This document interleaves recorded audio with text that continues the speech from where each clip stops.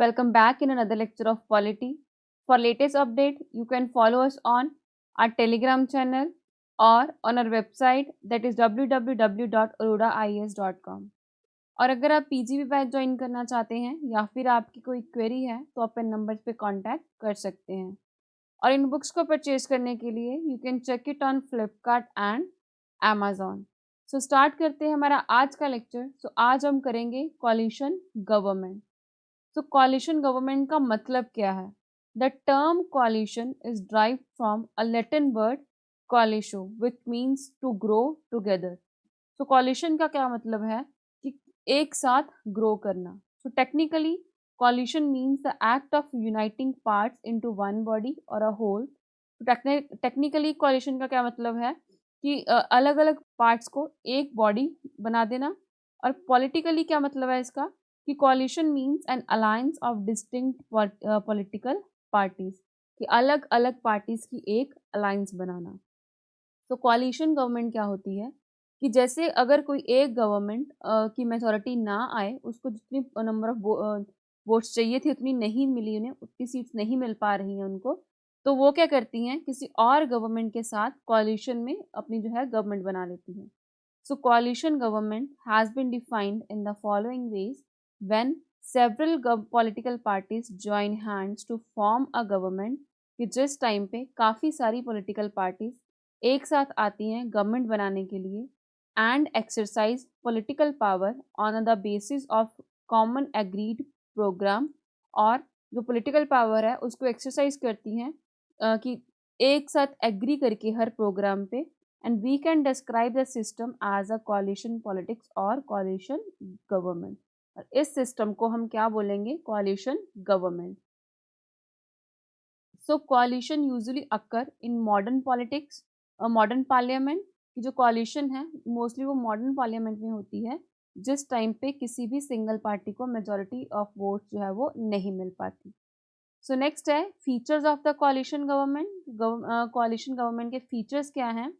So features of the coalition politics are very well summarized by J.C. Johari in the following way।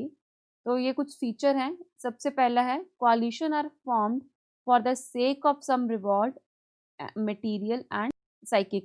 कि जो यहाँ पे coalition होती है वो किसी न किसी रिवॉर्ड के लिए बनाई जाती है, कि कुछ ना कुछ उनका इंटरेस्ट होता है कि अगर कोई गवर्नमेंट coalition के लिए मानती है तो वो अपने इंटरेस्ट को सर्व करने के लिए वहाँ पे coalition बनाती है। So coalition imply the existence of at least two partners. की कॉलिशन का क्या मतलब है कि वहाँ पे कम से कम दो पार्टीज तो एक साथ आएंगी, दो पार्टीज तो वहाँ पे एग्जिस्ट करती होंगी।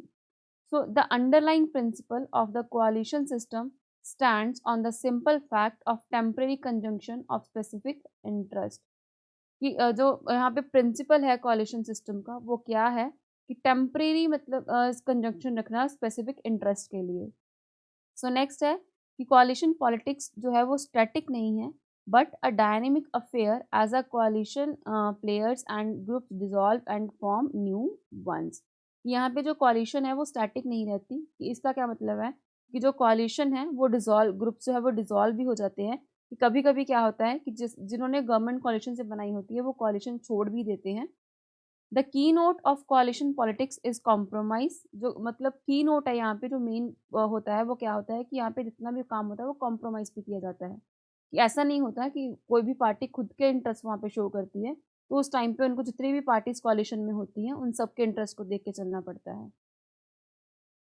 A coalition government work on a basis of minimum program which may not be ideal for each partner of the coalition। तो यहाँ पे जो coalition government है वो मिनिमम प्रोग्राम पे बेसिस पे काम करती है। तो बेशक ये भी हो सकता है कि वो जो आइडियाज़ हैं वो coalition के हर पार्टनर को पसंद ना हो। सो pragmatism and non ideology is the hallmark of coalition politics। तो यहाँ पे कोई भी प्रॉपर आइडियोलॉजी नहीं होती है coalition politics में। कि कोई भी प्रॉपर आइडियोलॉजी की गवर्नमेंट वहाँ पे नहीं होती है, वहाँ पे मिक्स होता है उनका। The purpose of the coalition adjustment is to seize power. तो यहाँ पे जो कॉलिशन एडजस्टमेंट का पर्पस क्या है? पावर को सीज करना। नेक्स्ट है formation of coalition government. So in the first 4 Lok Sabha election, जो पहले की 4 लोकसभा इलेक्शन हुई थी कॉन्स्टिट्यूशन कमेंस होने के बाद, हमारा देश आज़ाद होने के बाद, that is in 1952, 1957, 1962 and 1967 the Congress party secured the required majority to form the government at center. तो उस टाइम पे जो कांग्रेस पार्टी थी उसको जितनी रिक्वायर्ड मेजोरिटी थी वो मिल गई थी सेंटर में गवर्नमेंट बनाने के लिए. So even though there was a split in the Congress party in 1969 कि बेशक 1969 में जो कांग्रेस पार्टी थी उसमें स्प्लिट आ गया था, तो तब भी जो माइनॉरिटी गवर्नमेंट थी इंदिरा गांधी की उन्होंने मैनेज कर लिया था जो है मेजोरिटी कंप्लीट करने में to continue with the outside support. उनको सपोर्ट मिल गया था किन से, सीपीआई और डीएमके एंड अदर पार्टीज से. So again the Congress party won the 1971 elections and form a single party government. और 1971 में कांग्रेस पार्टी फिर से इलेक्शन जीत जाती है और फिर से वो सिंगल पार्टी गवर्नमेंट ही बनाती है. So however the dominant Congress party was badly defeated in 1977 election.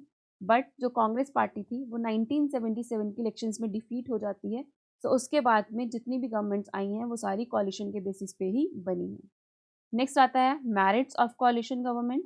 So merits में क्या है कि there is an accommodation of diverse interest in the functioning of the government. यहाँ पे क्या है, काफ़ी डाइवर्स इंटरेस्ट देखने को मिलते हैं गवर्नमेंट की फंक्शनिंग में.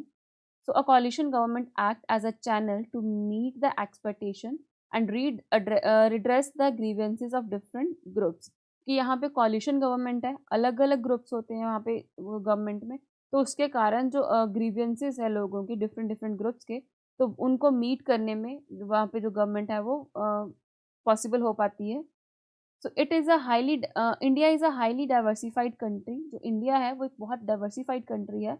यहाँ पे डिफरेंट डिफरेंट कल्चर्स हैं, डिफरेंट लैंग्वेजेस हैं, different caste religion and ethnic groups हैं, and all these gets represented in the coalition government. और कॉलिशन गवर्नमेंट में इन सबको जो है रिप्रेजेंटेशन मिल पाती है. So next है a coalition government comprises different political parties having their own ideologies and agendas. तो coalition government में जो political parties होती हैं उनके different ideologies होती हैं, different agendas होते हैं, but government policy require the concurrence of all the coalition partners. So therefore a coalition government leads to consensus based politics. तो यहाँ पे क्या है कि अगर उनको कोई भी गवर्नमेंट पॉलिसी बनानी है तो उस पे उनको कॉन्फ्रेंस रखनी पड़ेगी कि सारी पॉलिटिकल पार्टीज को वहाँ पे सहमति दिखानी पड़ेगी. तो उस चीज़ के लिए ये जो कॉलिशन गवर्नमेंट होती है वो कंसेंसस बेस्ड पॉलिटिक्स पे काम करती है. नेक्स्ट है coalition politics strengthen the federal fabric of Indian political system. तो यहाँ पे जो कॉलिशन पॉलिटिक्स है वो जो हमारे फेडरल सिस्टम है उसको भी स्ट्रेंथन करती है. एंड जो कॉलिशन गवर्नमेंट और क्या करती है कि जो टायरनी होती है गवर्नमेंट की उसको रिड्यूस करती है कि गवर्नमेंट अपनी मर्जी से वहाँ पे कुछ नहीं कर पाती.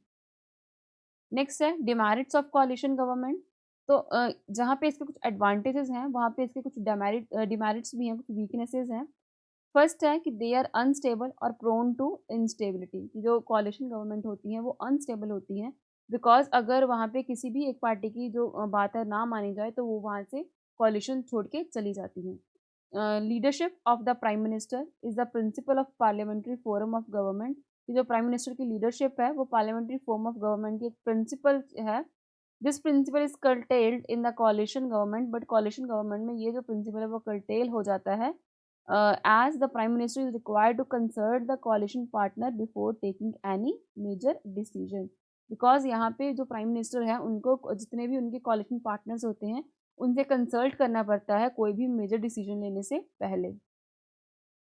नेक्स्ट आता है there is a possibility of small constituents of coalition government plays the role of a king maker. They demand more than their strength in the parliament.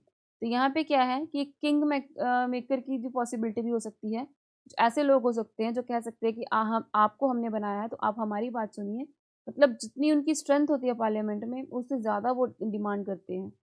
The leader of the regional parties bring in the regional factors in the national decision making. जो यहाँ पे regional parties होती हैं coalition में वो क्या करती हैं अपने रीजनल फैक्टर्स को ला के वहाँ पे रख देती हैं. यानी कि वो नेशनल इंटरेस्ट को नहीं देखती हैं वहाँ पे, वो कोशिश करती हैं कि जो उनके रीजनल फैक्टर्स हैं उनको वहाँ पे देखा जाए. नेक्स्ट है the size of council of the minister in a coalition government is generally quite large. This is because the ministry has to reflect all the constituents of the coalition. Generally जो coalition government होती है उसमें क्या होता है कि जो council of minister का साइज़ है वो काफ़ी ज़्यादा लार्ज होता है, क्योंकि वहाँ पे जितने भी गवर्नमेंट्स होती हैं उनको मिनिस्ट्रीज़ वगैरह देनी पड़ती है, उनको जितनी भी कोalition में जितनी भी पार्टीज़ होती हैं, उनको मिनिस्ट्री वगैरह देने के चक्कर में वहाँ पे जो का साइज़ है काउंसिल ऑफ मिनिस्टर का वो काफ़ी ज़्यादा लार्ज हो जाता है। नेक्स्ट है, the member of कोalition government does not assume responsibility for the administrative failure and lapse. यहाँ पे जो कोalition गवर्नमेंट के जो मेंबर्स होते हैं वो रिस्पॉन्सिबिलिटी ही नहीं लेते हैं। अगर कोई भी एडमिनिस्ट्रेटिव फेलियर आता है उसका, वो ब्लेम गेम खेलते रहते हैं कि एक दूसरे पे इल्ज़ाम लगाते रहते हैं कि हम हमारी वजह से नहीं, इनकी वजह से हुआ है। So thereby escape from both collective responsibility, ना तो वो कलेक्टिवली कोई रिस्पॉन्सिबिलिटी लेने की कोशिश करते हैं, ना वो अज्यूम करते हैं, और ना ही वो इंडिविजुअली कोई रिस्पॉन्सिबिलिटी लेते हैं। तो इसी के साथ हमारा कोalition गवर्नमेंट का चैप्टर कंप्लीट होता है। मिलते हैं अपने नेक्स्ट लेक्चर में नेक्स्ट चैप्टर के साथ। Thank you.